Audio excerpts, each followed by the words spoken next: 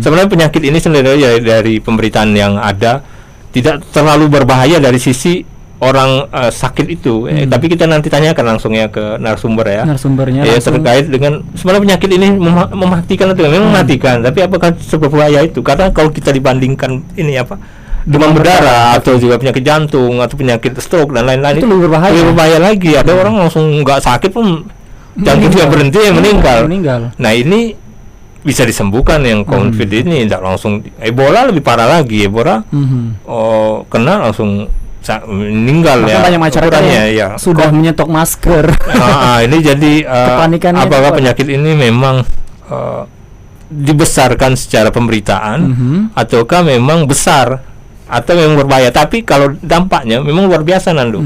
Dari segi ekonomi ancur-ancuran ini, Nando. ESG aja sudah nggak ketulungan, turun naik. Sekarang ini lagi naik pun karena technical rebound, bukan karena pulihnya situasi ya. Tidak juga. Ini juga ditambah juga Arab Saudi yang membanjiri pasaran minyak dunia yang memperparah keadaan.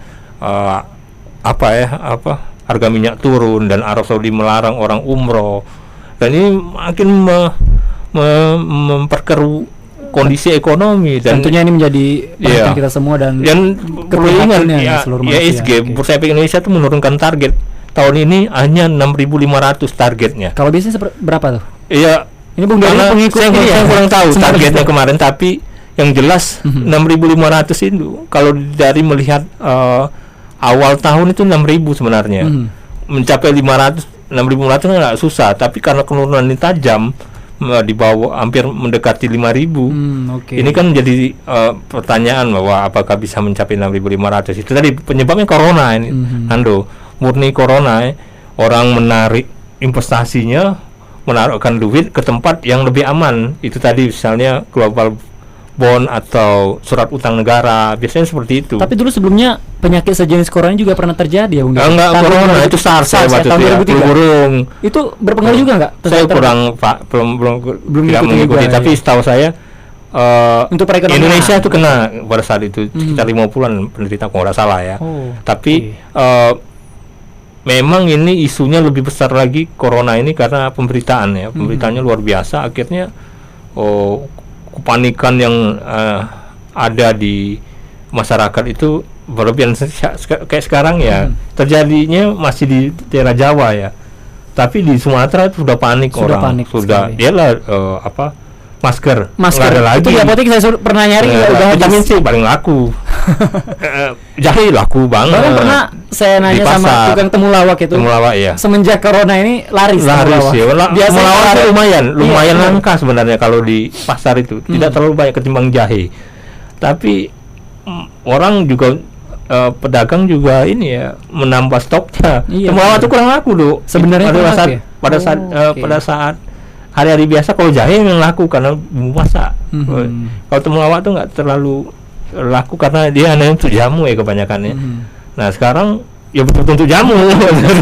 Corona juga. Jahe, serai itu semua itu rempah-rempah yang memang hari-hari digunakan untuk sayur untuk bumbu pindang.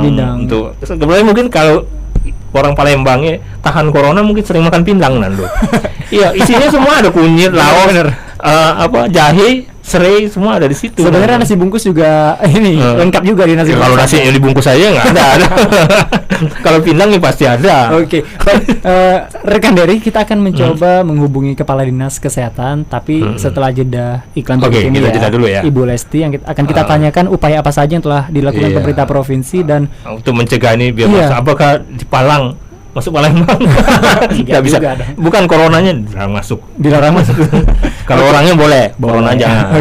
Baik, untuk smart listener, kami akan kembali sesaat lagi. Dan untuk para penonton YouTube, buat kalian yang ingin memberikan pendapat mengenai bisa di bawahnya ya. Bisa komen di bawah. Gimana dengan corona sekarang ini? Apakah corona sekarang ini sudah tahun yang baru? Apa corona tahun lama?